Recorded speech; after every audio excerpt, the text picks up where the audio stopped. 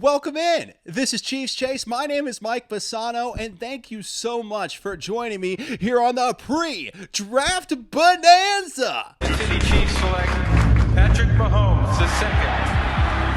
That's the quarterback of the future, that they're putting the eggs in the Mahomes basket in the heartland for the Chiefs. Everyone's talking about Patrick Mahomes like this dude is the second coming of Dan Marino. Mahomes, magic! And trying to stay alive, dive, touchdown! This man is an artist, he is a phenom, he is a true revelation. The Chiefs have the draft coming up, and you know what? There's a lot to get to, including the one position the Kansas City Chiefs must focus on day one of the draft. There's only one place they should be looking for in the first round, and we'll tell you exactly where that is coming up in just a few minutes. But first, the Chiefs haters are already out in full force, and it's not even really starting.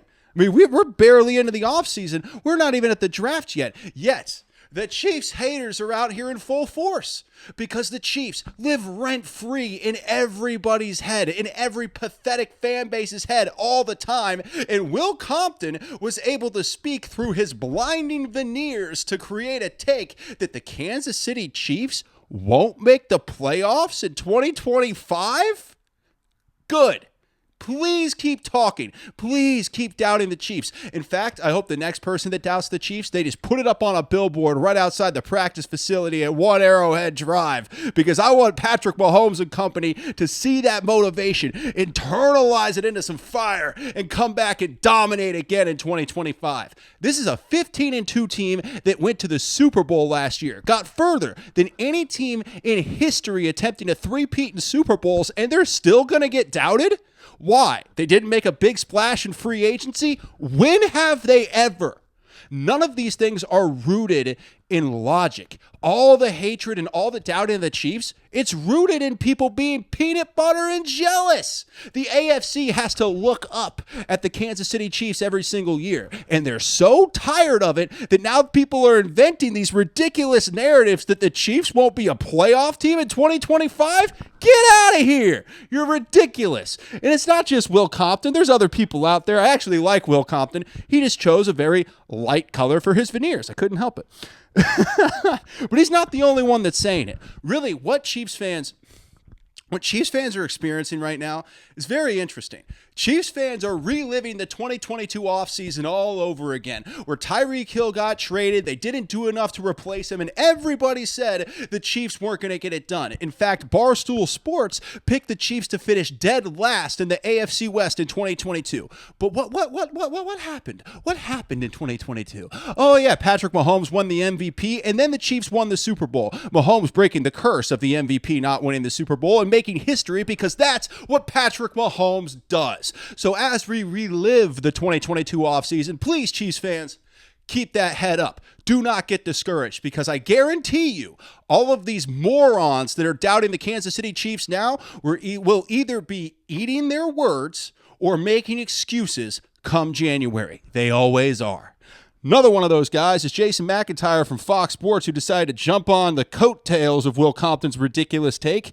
And while he was filling in for Colin Cowherd on The Herd, he had this to say. I don't think the Kansas City Chiefs are a playoff team next year. Have you guys seen the Kansas City Chiefs offseason? They haven't done a damn thing. They have not improved at all. I like Travis Kelce a lot. He's a Hall of Famer. He's coming off his worst season as a pro. He's a ghost, invisible, didn't do a damn thing. Non-factor. He's the safety valve for Patrick Mahomes. The Chiefs are unable to blow teams out anymore because they don't have the horses. They're just not that good. Go ahead, screen grab it, save it, tag whoever the hell you want. Kansas City Chiefs, no playoffs next season.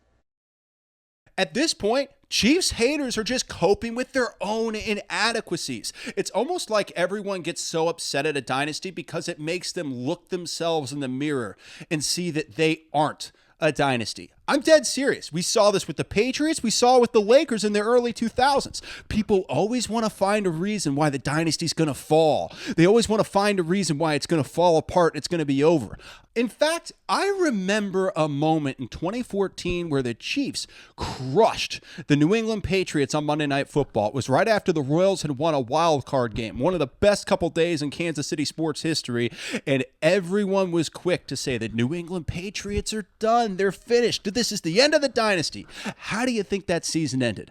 Well, Tom Brady decided to raise up another Lombardi trophy, and everyone was reminded that no matter how hard you cope to try to stop a dynasty, when you have the man at quarterback, a guy like Tom Brady, a guy like Patrick Mahomes, it doesn't matter what the media says. It doesn't matter how many people want to chirp about the Kansas City Chiefs. In the end, dominance continues to dominate. That's how the world works, and the Kansas City Chiefs will continue to dominate.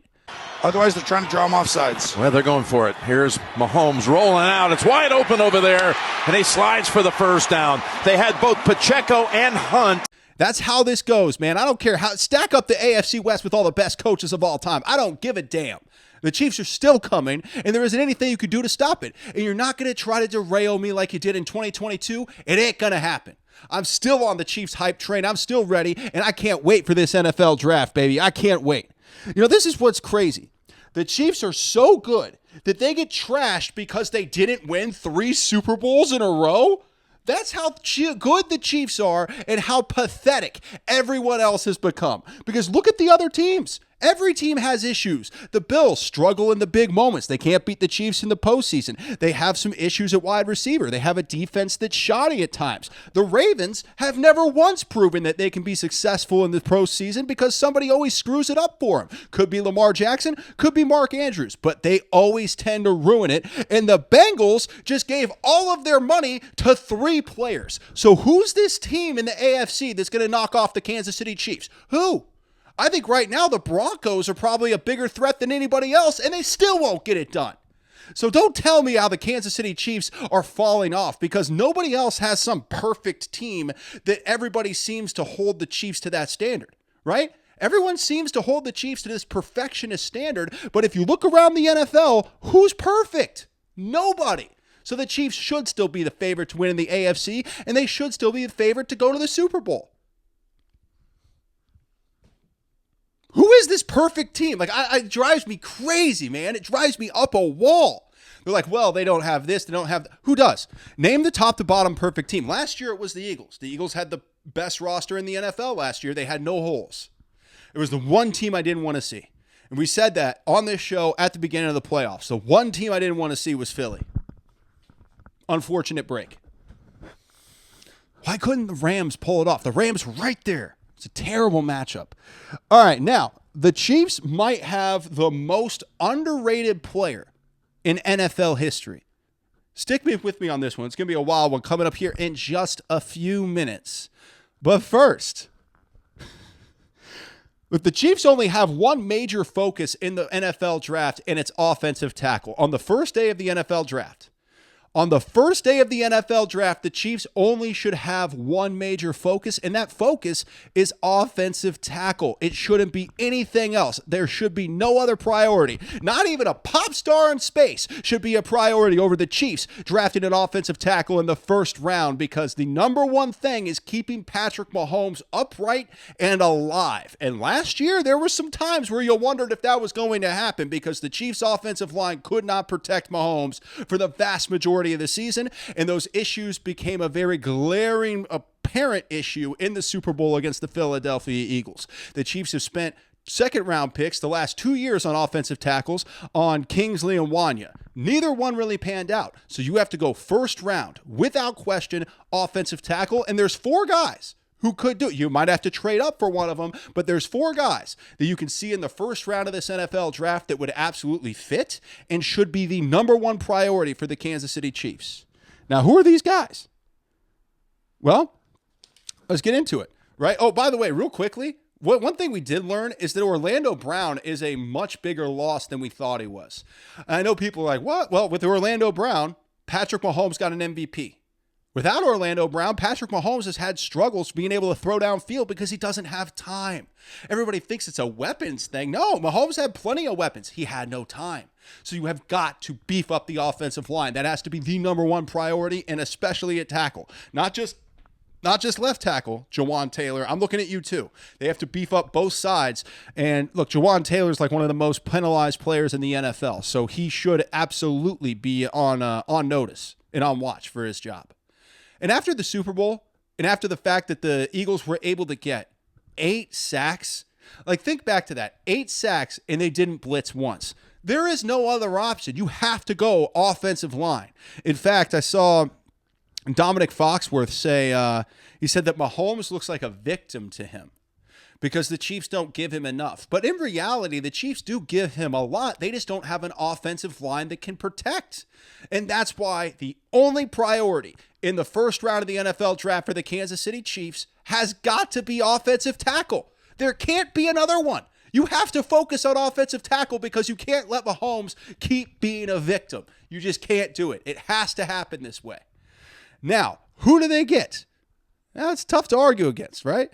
Now, Josh Simmons, Ohio State. There's a lot of chatter about Josh Simmons in Ohio State possibly going to Kansas City. They love him in Kansas City. He would be a big-time move, and there is a chance that he could drop to 31 so the Chiefs could actually draft him. Now, there are other guys, too, like Will Campbell from LSU. He could drop to the Kansas City Chiefs, and people really like him, too, right? The tackle in the first round, you got 4 really good ones. Another guy you might have to trade up for is Kelvin Banks from Texas. Now, he's projected in mid-first round by USA Today, but I'm telling you right now, if the Chiefs feel like Kelvin Banks is the guy and they got to trade up to the middle of the first round to go get him, go get him.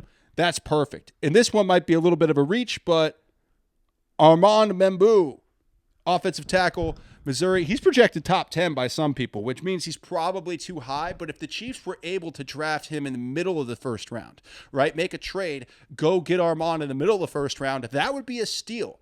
And it would be a huge upside for Kansas City. And we know this team. They trade up a lot. They are not, Brett Veach has never been worried about trading up to go get somebody that he really believes in. And that's what we love about the Kansas City Chiefs. They're aggressive on draft night. I think there's a really good chance the Chiefs won't be drafting at 31 this year. They're going to be moving up to grab a big piece that they believe in. And the only position group that they should be looking at is offensive tackle. It's the only one. I cannot stress that enough. I can't stand the fact that sometimes we sit here and we think, oh, this guy that maybe defensive line. I've seen people say defensive line. No, forget that, man. You got Mike Pennell out there. You got people to play defensive line who are very good. I see some people looking for safety. Safety's fine, but you can get it later in the draft. Offensive tackle is why the Chiefs lost the Super Bowl. And we can say, oh, well, this didn't go well. That. Yeah, Jalen Hurts played a nearly perfect game. That's a big reason why the Chiefs lost, but the reason they couldn't stay in it is because Patrick Mahomes couldn't have time to throw the ball. That's it. Patrick Mahomes without time to throw the ball, that's why the Chiefs lost to the Super Bowl. I wish I could sit here and tell you that there were multiple reasons. Oh, there's this and that, and Travis Kelce had a bad game. Yeah, that's true. But if you fix the offensive line, then the Chiefs are at least in the game. They might still lose because the Eagles were stacked top to bottom, and Jalen Hurts played out of his mind, and frankly, Nick Sirianni had a better game plan. But if you could have protected Patrick Mahomes, he could have overcome a lot of that, and at least not made it in a complete embarrassment of a game, which at 40-6, it was. Yeah, 40-22, but we all know. By the way, any Eagles fans that come at me, it was 40-22. But we know, as Chiefs fans, we can level out together, right? We can level with each other. It was 40-6. We're all right. We know. We know. That's okay. It's a bad day. Bad days happen. And we don't want that bad day to happen ever again. And if we don't get one of those 4 guys that I mentioned, right? If we don't get one of those 4, and I drop the paper, so I'm going to reach down and grab it again so I can read them off right for you. If we don't get one of these 4, I'm telling you, Josh Simmons, Ohio State, Will Campbell, LSU, Calvin Banks, Texas, Armand Membu, Membo? He's going to be in the Kingsley category. Kingsley Suamataia. People can't pronounce my name either. It's fine. But if we get one of those 4 coming to Kansas City, then I'm happy as a Chiefs fan. I'm very happy. But we have to get one of those 4 in Kansas City, or I'm very worried. I understand the Chiefs have made moves in free agency to help the offensive line, but the fact is, unless they draft better at offensive line, it's still going to be a problem. Last 2 years, they've spent second-round picks on tackles. Both missed. Kingsley and Wanya Morris. Wanya Morris, I'll say this about Wanya. I think Wanya Morris has an ability to be a really good tackle in the NFL if he could get his fitness right. Wanya Morris has a body built by Dunkin' Donuts. That guy does not look like an NFL football player when he walks out. I know that's just the eye test, but maybe give him some of those Huskers mid-90s steroids and make him go out into the weight room and get built like a left tackle instead of built like a guy that looks like a security guard at a Metallica concert. Because that's Wanya Morris right now. He does not look in good enough shape to play starting left tackle in the NFL. And they tried to move him there last year, but Kingsley beat him out in camp. So Wanya, get in the gym. Come on, man. And I know steroids are against the rules, but if you don't get caught, then nothing's against the rules. You have to see it that way. It's tax season, man. Everybody's thinking it. I'm kidding. I promise I'm kidding, IRS. I promise. All right. No, we have more to get to with the NFL draft, including a position group the Chiefs will 100% go after in the later rounds. We'll point out some guys the Chiefs might go for, and it's a high-impact position. I can't wait to get to this. We'll also hear from Brett Veach, Chiefs general manager, before the draft. It's going to be a fun show, man. I'm having a blast. Now, there's one other position the Chiefs will target later in the draft, and it's almost a certainty. We're going to get to that next. We're going to get to that right after this because the Chiefs have the most underrated player in the NFL. They do. It's true. Like, if you look at the top to bottom stats, Travis Kelce is the most underrated player in the entire NFL. Maybe the most underrated player in NFL history. You know how many 1,000-yard receiving seasons Travis Kelce has? 7. Not only is that first place in NFL history amongst tight ends, but it is first place by such a huge margin that second place is a 4-way tie with 4, which means that Gronk, Kittle, Tony G, and Jason Witten are all 3 full 1,000-yard seasons behind Travis Kelce. Yet people want to say that they're better than Travis Kelce. Nothing supports their argument other than the fact they talk about blocking, which is ridiculous because Travis blocks. He might not be a devastating blocker, but he had multiple leading block touchdowns last year, including in the AFC Championship game, lead blocking for Patrick Mahomes en route to a touchdown and the worst spike in the history of the NFL. Travis Kelce is unquestionably the most underrated player in the NFL because people just don't like the stardom. They don't like him. He's polarizing. But guys, this is 2025. This is what happens when you become famous in 2025. Nobody likes you. That's how it works. The world of like the unquestionably loved star no longer exists. Name one person other than maybe Willem Dafoe that people still look at and undeniably say that person's great. No, it's a social media age, man. There's always going to be haters, and Travis Kelce has more haters than most, which is why he's so criminally underrated, despite being the greatest tight end who's ever breathed air. 11.5-yard line of Houston. 3 receivers to the right. Mahomes stepping up again, tries to throw. Line caught! Touchdown! Kansas City! Travis Kelce owning this game. An 11-yard touchdown. Playoff Pat to playoff Kelce, and the Chiefs lead 19-12. I won't hear your Gronk arguments. Gronk doesn't have the numbers or the longevity to stand up against Travis Kelce. He doesn't have the 1,000-yard seasons. He doesn't have the touchdowns in the Super Bowl, which, by the way, is another fun stat. Did you know Travis Kelce has the most receptions in Super Bowl history? He beat out Jerry Rice in last Super Bowl. Travis Kelce has 35. Jerry Rice is number 2 all time with 33. Now, when Jerry Rice had that record, people said that's because it's part of being the greatest wide receiver of all time. Whereas Travis Kelce gets the record and they go, well, you know, he's just overrated. What? Every single metric in existence, every measurable objective measure in existence says that Travis Kelce's the greatest tight end to ever breathe air. He's right up there with Tony Gonzalez, with Rob Gronkowski, with Antonio Gates, who's criminally underrated too, by the way. Antonio Gates doesn't get his flowers enough when it comes to the GOAT conversation because he helped change that position forever, along with Tony Gonzalez. Now, Travis Kelce, I think you can make the argument. The only real argument you can make against Travis would be a guy like Tony Gonzalez, because Tony Gonzalez changed the position and Antonio Gates changed the position to open the door for a guy like Travis Kelce to come in and play tight end in the NFL. So that's the only way that you can really say those guys might have an argument above Travis. But looking at every objective measure in history, Travis Kelce's the greatest tight end to ever live. And he's still not respected as such. People still want to talk about him. The man's 36 years old out here beating 23-year-olds. Do you know how hard that is? Do you know how hard? Have you been in your mid-30s?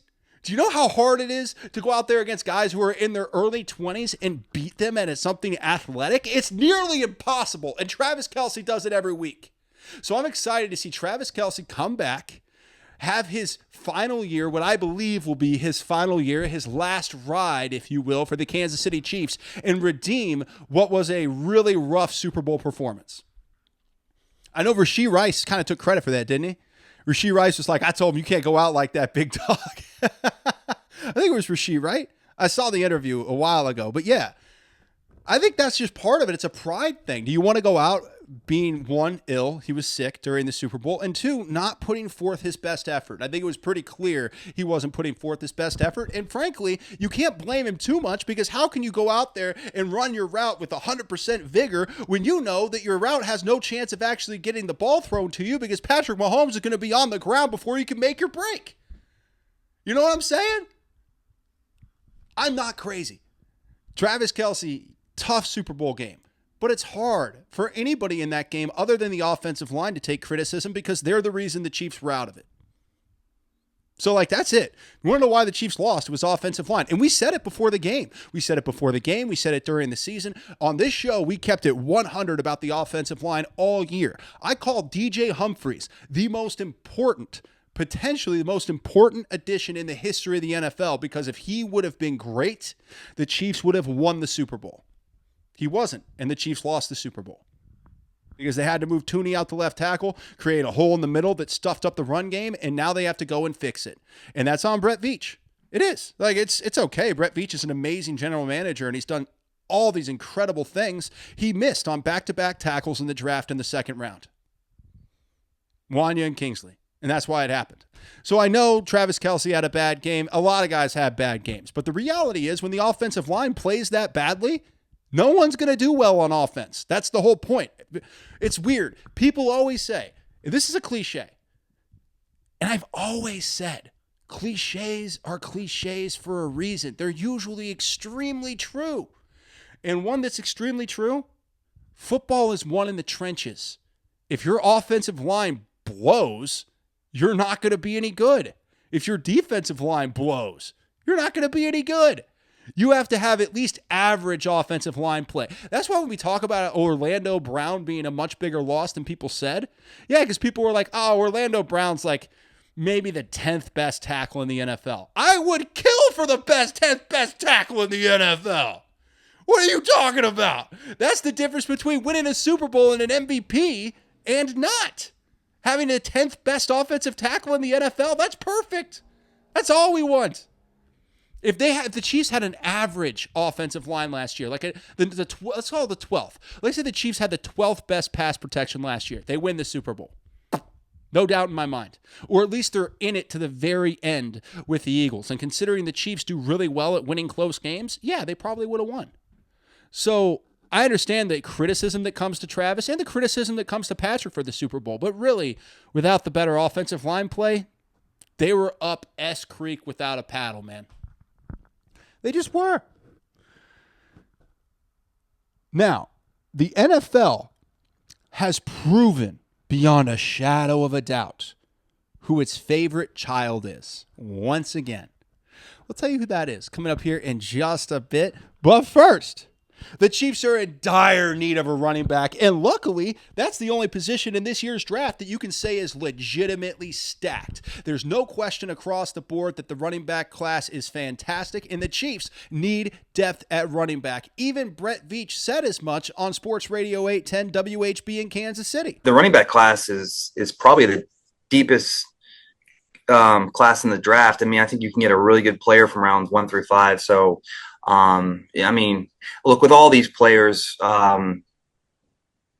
you're a few bad weeks away from having no depth at all. I mean, I know I've always said the story a few years back of that defensive end position where we had a 2 or 3 week span where we lost multiple guys. And, last year, Pacheco got hurt early on. And I mean, we always want to surround Pat with playmakers, and, the more talented wideouts you can throw on the field at one time is something important to us, and depth at running back. And look, this kickoff role too. I mean, ideally, it would be advantageous for us to identify a receiver and or running back that has explosive playmaking ability on both ends. Remigio did a great job, but again, we're always pushing the envelope to get 1% better. And if we can add another dynamic element to both return phases, that would be something that would make sense. Now, I know a lot of people want to point to Isaiah Pacheco, and they're like, hey, they got Pacheco, they're fine. Isaiah Pacheco still has 8 screws and a metal plate in his leg from when he broke it last season.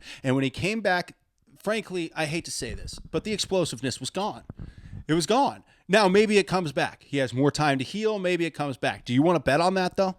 Like, do you want to put the house on Isaiah Pacheco coming back and running the same that he did before his broken leg?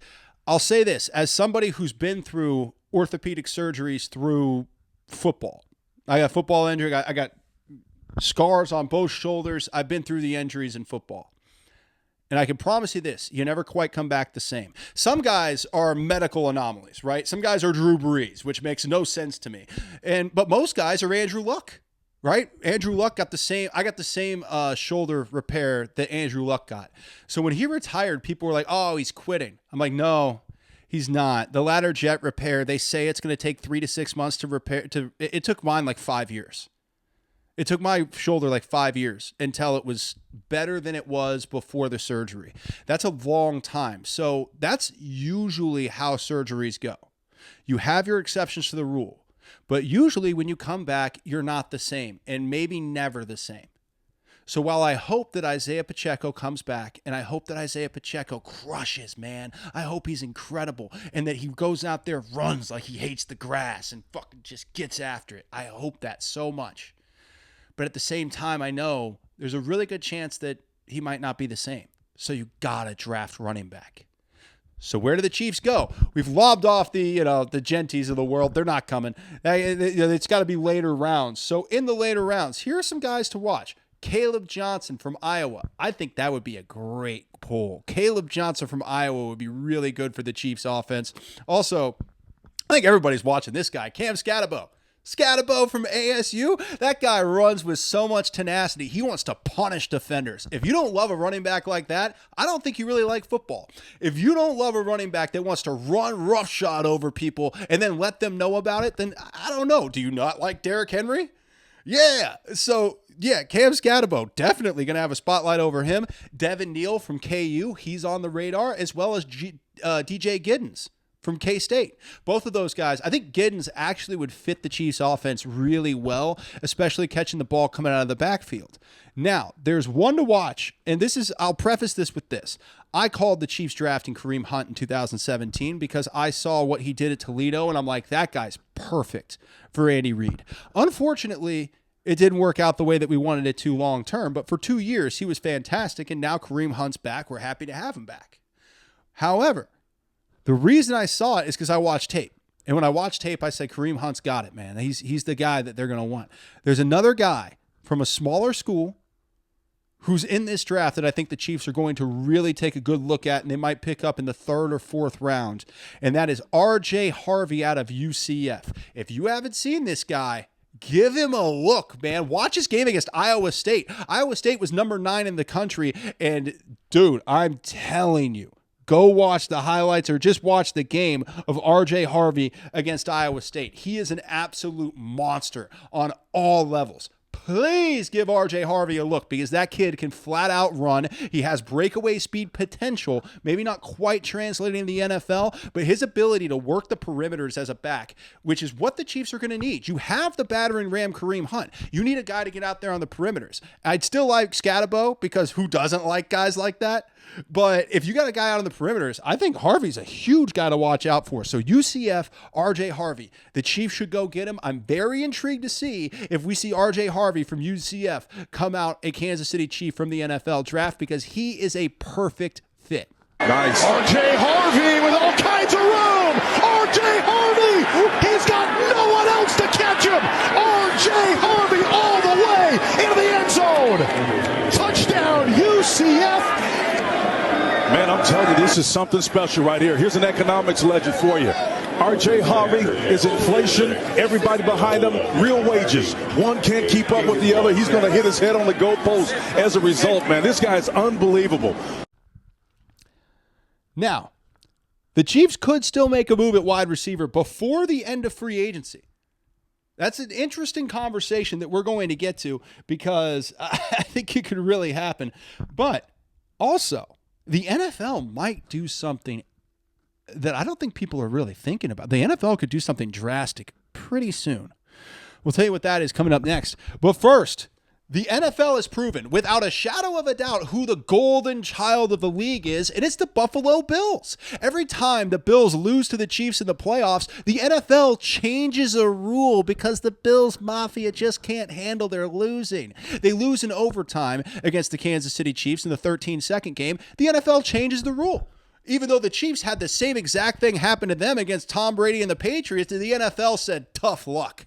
And then the Chiefs, against the Bills in the AFC Championship last year, the Bills maybe by an inch got a first down, maybe not really conclusive. And because the Bills Mafia can't stop crying, the NFL is changing the rule. Now, it's a good rule change, but it also proves without a shadow of a doubt who the special golden child of the NFL is, and it's Josh Allen and the Buffalo Bills. Oh, by the way, Josh Allen has more roughing the passer penalties than any quarterback since entering the league. The NFL props up the Bills every year, and every year the Bills can't get past the Chiefs in the playoffs. 0-4, and it's about to be 0-5, because the Bills will never get that monkey off their back, because they just don't have it.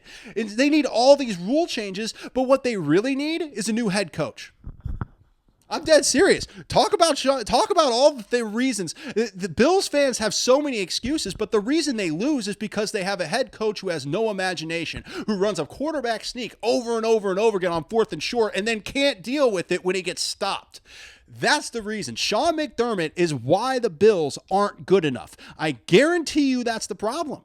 Sean McDermott can't get it done in the big moments. He has no creativity in his play calling, and it completely melts down when he plays against Andy Reid. Andy Reid owns Sean McDermott. The only way for the Buffalo Bills to get past the Chiefs is to fire Sean McDermott, which they won't do. So the Bills will never get past the Chiefs in the playoffs. That's a promise. Now, there's a conversation in the entire NFL is having, and frankly, it's a rebrand. And we're going to touch on it here in a moment. But first, the NFL is going to expand. It's coming. The NFL is going to expand, and it's going to happen to London. I'm telling you right now, there's going to be a team in London. In fact, I wouldn't be shocked if in the very near future, we see an entire division in Europe. Maybe 2 teams in London, 1 team in Ireland, and another team in Germany. And frankly, I'm on board. It's going to happen whether we like it or not. It's becoming an international game. And if you've seen those games, especially in Germany, I would love for them to have a team. They would love that team. They'd support that team. My God, we got a team in Jacksonville. They don't support anything over there. We might as well have a team in Europe if they're there, if the fan support is there. And it seems very clear to us that it is. Then yes, put teams in Europe. I'm on board. I'm there. I know for so long, we've looked at the NFL and we said, no, that's the U.S.'s game. That's our game. But it's kind of not anymore, guys. The internet's changed things. The game's expanded. Roger Goodell has gone out of his way to really push into Europe, to push into Mexico. I mean, the NFL is an expanding game. It just is. And the idea that it's always going to stay only in the United States, it's not realistic. And I was one of those people. For a long time, man, I was one of those people. I was like, no, you can't. You got to keep American football American. I was one of those people for a long time. And then I watched, I believe it was Frankfurt, Germany. I could be misremembering, but when they sang Country Roads Take Me Home by John Denver in Germany while the game was there, that changed my entire perspective, because one thing I love more than anything is passion. And these European NFL fans, they have so much passion. By the way, if you watch the WWE, we'll do some fun Wrestlemania stuff at the end of the show, including with the Chiefs, which will be cool. But if you watch the WWE, they just had a whole European tour. By far the best crowds you've ever seen on Raw and SmackDown are in Europe. So I'm a huge fan of passion. That's what matters to me. So if the NFL is going to expand, and I think they should expand to Europe. They have the most passionate fans. They have the best fans of everything, of the WWE, of the NFL. We saw what happened when they sang Country Roads Take Me Home in Germany, and it was awesome. So yes, I'm on board with the NFL expanding. I'm on board with a whole division being put in Europe. Put 2 in London, 1 in Ireland, 1 in Germany. Boom. NFL, Europe, on board. Let's do it. Let's do it. Because it's expanding, guys. It's going to happen whether we like it or not. So we might as well have a cool division in Europe. I'm down. Let's go. All right. Yeah, the International League's coming. Could it be worse than Jacksonville? Sorry. All right, the biggest potential splash in the NFL draft appears to apparently be a done deal. Very interesting. We're going to get to that here in just a moment. But first, there's a conversation going on in the NFL of who needs a rebrand. Of course, people are hijacking that and saying, well, the Chiefs are racist, so they get out of here. You dumb. Yeah, dumb. Stop trying to erase culture. Stop doing it. It's ridiculous. Now, what needs a rebrand in the NFL? The Cleveland Browns desperately need a rebrand in the NFL. They should change their colors. They should change their mascot. They should get rid of their $230 million rapist quarterback. They should get rid of all of those things and completely rebrand, because people in Cleveland deserve better than what they've gotten from this organization. People in Cleveland deserve better than what the Browns have offered. What's their logo? An orange helmet? I mean, the Browns are stuck in the 1960s, and if they want to revamp and change everything, now is the time. Become the Cleveland Rockers. They got the Rock and Roll Hall of Fame. It works. Become the Cleveland Rockers. Yeah, it might be cringe, it might be cheesy, but is it worse than the Browns and an orange helmet? You want to rebrand an NFL team, stop coming for the Chiefs. Stop coming for the Washington football team. I'm always calling them that. I don't care about the Commanders. They're always the Washington football team to me, forever. So stop coming for them. Come for the Cleveland Browns and their $230 million rapist quarterback. Please. Go for that organization. Rebrand them, because that place is an absolute dumpster fire. And frankly, Cleveland as a city is too passionate to have a product as mundane and terrible as the Cleveland Browns. Please rebrand and revitalize that entire franchise, because it desperately needs it. Now, there's a hold on. I'm looking back. Now, the Chiefs could still make a big splash in free agency. This is interesting. The Chiefs still could make a big wide receiver signing, and I think I know who they should go get. It wouldn't happen until after the draft, but I think it's an interesting conversation. We'll have it in just a few minutes. First, though, the biggest splash of the NFL draft looks like it could already be a done deal, and that is Shedeur Sanders going to the New York Giants, which is an absolutely perfect move, because only one of two things happen. Either one, Shedeur Sanders goes there and lights it up, turns around an organization that's been making terrible decisions for years, including trading Saquon Barkley, and he ends up backing up all the confidence that he's shown, all that swagger that Shedeur Sanders has been rolling around with. He backs it up and silences the haters. Or Sanders completely self-destructs in New York City, which would be huge on every level. He's in the Big Apple, falling apart at an organization that has a massive fan base and the biggest media market in the world. Yeah, boom or bust. It's a great story for the NFL. Now, what do I think is going to happen? I think he's going to fail. But I do know that Shedeur Sanders probably doesn't really care what I think, and I can't wait to see him prove me wrong. If he does, hats off. But if he doesn't, he's going to have to eat a lot of humble pie that he is clearly not ready for. That's the thing. I think that's it. That's all I got to say on that. Now, Wrestlemania is this week, and we have our pro wrestling Mount Rushmore and the perfect ending for Cody Rhodes versus John Cena Sunday in Vegas, and we're going to match up Chiefs players to WWE Superstars. Why? Because it's April. I'm having fun.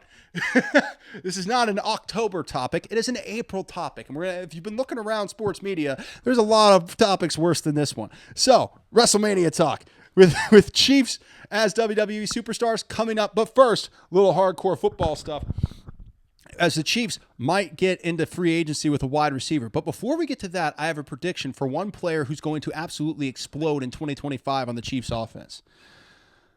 And I'm telling you, it's going to happen. Hollywood Brown is going to have a massive year for Kansas City. When he came back last season from injury, Hollywood Brown completely transformed the offense, opened up the passing game in a way that we hadn't seen all season. And not only did he have an injury, but he had a shoulder injury, not a leg injury. So he didn't lose a step at all. And now that he has a whole offseason healthy to work with Patrick Mahomes, to keep that chemistry rising, Hollywood Brown is going to have an explosive 2025 and completely put himself back on the NFL map. I can't wait for it because I know Hollywood Brown's got the skills, and I know Hollywood Brown still has plenty left in the tank. And with this season coming, a more invigorated, remotivated Patrick Mahomes, haircut Mahomes, Hollywood Brown's going to light up the stage of the NFL, and people are going to be talking about him nationwide come October. I promise you that. He'll have a massive September, and by October, we're going to be talking about everything that is Hollywood Brown. Mark that down, baby. Now, it's going to be lights, camera, action, Hollywood Brown. 14 to the 42, Kyler Murray delivers, and it's caught. Hollywood! Lights, camera, action, Hollywood Brown! 58 yards. I got to do it. I had to do it. It's too good to not show. It's too good. All right, now there's one wide receiver the Chiefs should still grab in free agency, and it won't happen until after the draft, but I believe the one guy out there the Chiefs could really use, Keenan Allen. Now, here's a few reasons why. Keenan Allen, there's other guys. We'll discuss the other guys that are still in free agency, but Keenan Allen's the one who sticks out to me the most because Keenan Allen is a great possession receiver, and we know that Keenan Allen understands the AFC West. He used to kick the crap out of the Kansas City Chiefs all the time. That's how I know Keenan Allen's a great fit for Kansas City, because I hate Keenan Allen. He makes my life hell every time he plays against the Kansas City Chiefs, and when he was with the Chargers, every single time the Chiefs played the Chargers, the number one question was, who's going to cover Keenan Allen? How do you stop Keenan Allen? Bringing him into Kansas City, even if it's just as a secondary kind of possession receiver, he brings a lot of value to the team. And that veteran presence, along with other veterans, could help this offense in ways we don't even foresee. So I'm looking at Keenan Allen. I'm thinking, hey, if you could get him for a price to come to Kansas City, that would be a massive coup for the Kansas City Chiefs.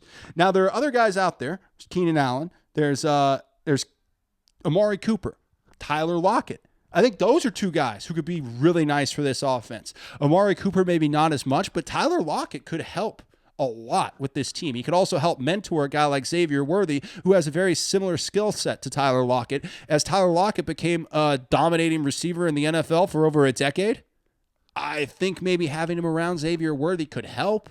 Worthy's great anyway. I don't know that you need him, but it doesn't hurt, right? So that's where I'm at. You bring in those guys. There's other guys out there like Odell Beckham Jr. and Tyler Boyd. I don't think they do enough to help the team. Odell Beckham Jr. is washed. OBJ is washed. I'm sorry. I like Odell Beckham Jr. I enjoyed watching him play even when he was with the Rams winning the Super Bowl. That was one of the saddest injuries we've seen, and frankly, OBJ hasn't been able to come back from it. So he's kind of done. And then Tyler Boyd, I just don't think he fits. He's a good player. He just doesn't fit. You're looking for right fit? I think Keenan Allen's your guy, man. He killed us when he was in Los Angeles / San Diego. He killed us. So, yeah, I'm big on the Keenan Allen bandwagon for this team, 100%. Now we're going to end this with the Chiefs as pro wrestlers. It's going to be so much fun. I can't wait. But first, We have the Pro Wrestling Mount Rushmore. Everybody's been doing this. Who is your top 4 WWE superstars, your top 4 pro wrestlers of all time? Number 1, Hulk Hogan. Yeah, the guy sucks. He absolutely sucks. He doesn't put people over. He's racist. He buries talent. He screwed over Shawn Michaels in 2005, and then Shawn screwed him back, which was awesome. So there's a lot of things to not like about Hulk Hogan. However, he was the biggest thing in wrestling in the 80s. He put wrestling on the map, and then in 1996 at Bash of the Beach for WCW, he turned heel and changed pro wrestling forever. So you can't have a Mount Rushmore without Hulk Hogan. I don't like him, but you can't have a Mount Rushmore without him. It's just facts, dude. Now, Stone Cold Steve Austin also up there because he's probably the most popular wrestler of all time. I was at a gas station earlier and I saw an Austin 316 t-shirt. That's not made up. I didn't do that for a bit. I literally was at a gas station earlier today and saw a kid in an Austin 316 t-shirt. So Steve Austin is still the most popular pro wrestler of all time. So he has to be at the top right there with Hogan. They are both fighting for the George Washington spot. Third, John Cena. I probably wouldn't have put him third until his heel turn. If you've been watching Cena for the last couple of months, it's the best work he's ever done, and that's after 25 years of being dominant in the WWE, and frankly, better than The Rock on the mic. People want to give The Rock credit, that's fine. The Rock's a great pro wrestler. He's an incredible star. The guy's a billionaire, right? He doesn't need me to give him credit. He's got all the credit in the world. But Cena is better on the mic than The Rock. He is. And this heel turn for him and this Cody Rhodes build up to WrestleMania has been phenomenal. I get John Cena on the Mount Rushmore because of how strong he's been in his heel turn. It's put him above everybody else. Unbelievable work by John Cena. Now, fourth person on the Pro Wrestling Mount Rushmore, it's where it gets a little dicey. It gets a little tough because you have guys like Ric Flair. You have The Undertaker. Roman Reigns. Newer guy, but he would be up there. He's had more WrestleMania main events than anyone ever. You have to put Roman Reigns in the conversation. The Rock, obviously. Triple H, Trips, Paul Levesque running the entire organization from the creative side. You have to at least look at those guys. However, none of them are on my Mount Rushmore because the Heartbreak Kid Shawn Michaels is my number 4 on my Mount Rushmore because he is the most charismatic person to ever step into a WWE ring, and he is, without question, the showstopper.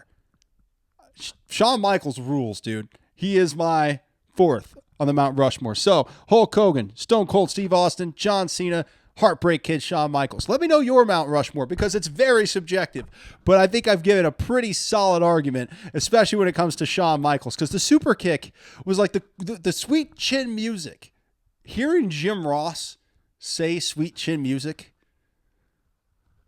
tell me something better than that. Sweet chin music. Tell me something better than Jim Ross saying sweet chin music. It doesn't exist. It just doesn't. Unless he's verbally berating Triple H from the broadcaster. Triple H, damn his soul! Why, Triple H? You son of a bitch! Why? Tell me why! That son of a bitch! Austin had the match won! Well, let's get it on here! You cost Austin the title, you bastard! Damn you, Helmsley! Damn you! You son of a bitch! Look what you've done! Arguably better. But Shawn Michaels, sweet chin music, he is the 4th on my Mount Rushmore. Now, we'll wrap this thing up with the Chiefs as pro wrestlers. A little WrestleMania special for you. The Chiefs as pro wrestlers. Patrick Mahomes, Stone Cold Steve Austin, because he's the GOAT. He's the GOAT, Stone Cold Steve Austin. And you don't mess with Patrick. The number one thing about Patrick Mahomes is he is a rattlesnake. The second you try to get under his skin, the second you try to rattle him, he dials into another level and he dominates. Just ask Max Crosby about what happens when you try to cross Patrick Mahomes. He becomes the rattlesnake, Stone Cold Steve Austin. And Travis Kelce? Travis Kelce's HBK. He's the Heartbreak Kid. You know why? Because he's as loved as he is hated. That is the beauty of Travis Kelce. He's got a big personality, extremely charismatic, and as loved as he is, he's also very hated, which works perfectly for Shawn Michaels. Chris Jones is the Rock. If you've heard Jones on the mic, you know why. I covered the Chiefs for years, and I remember Chris Jones's rookie year, which would have been 2016.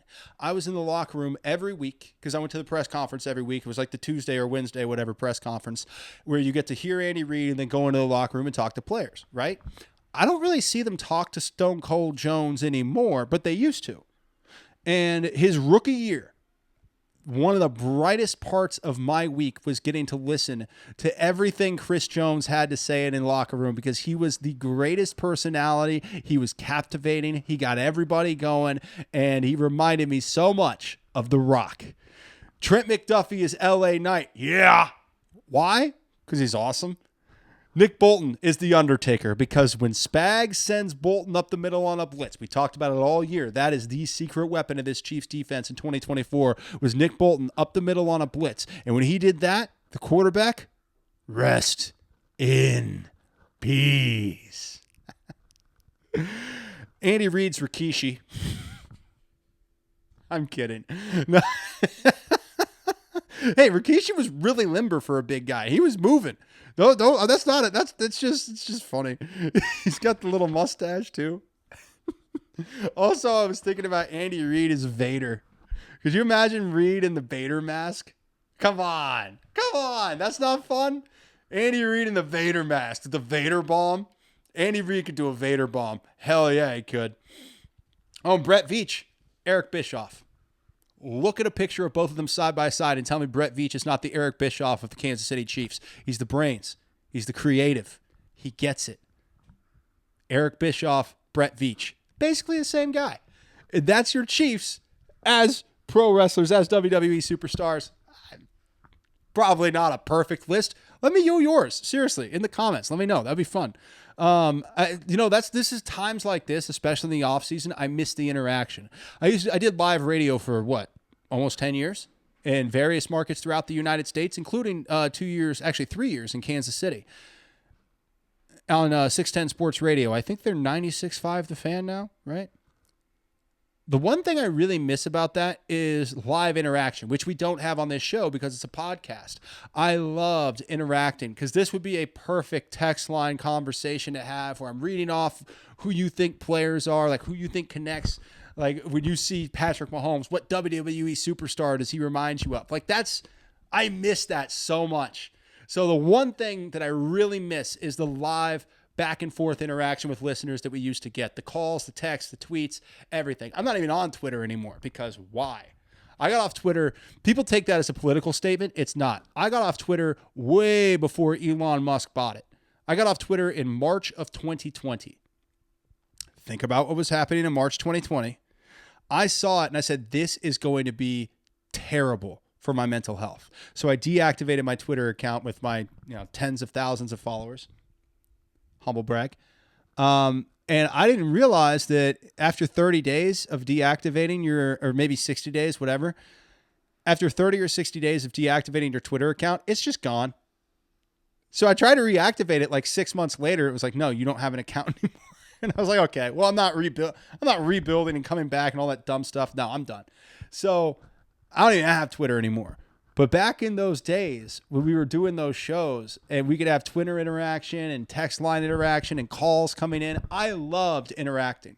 I was on a show in Kansas City the last 2 years where they didn't really like a lot of interaction.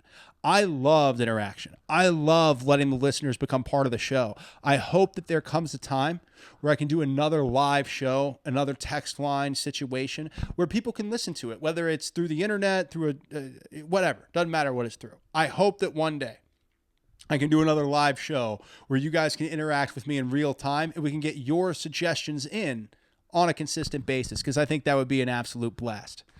All right, this has been Chiefs Chase. The what I call it, I laughed. It was so corny when I call it in the beginning. The pre-draft bonanza. This is the Chiefs Chase pre-draft bonanza. Thank you so much for joining me for the pre-draft bonanza, and I hope you have a fantastic week and a fantastic weekend. And really enjoy the NFL draft and cross your fingers with me that Brett Veach and the Kansas City Chiefs draft a big-time offensive tackle. See you later.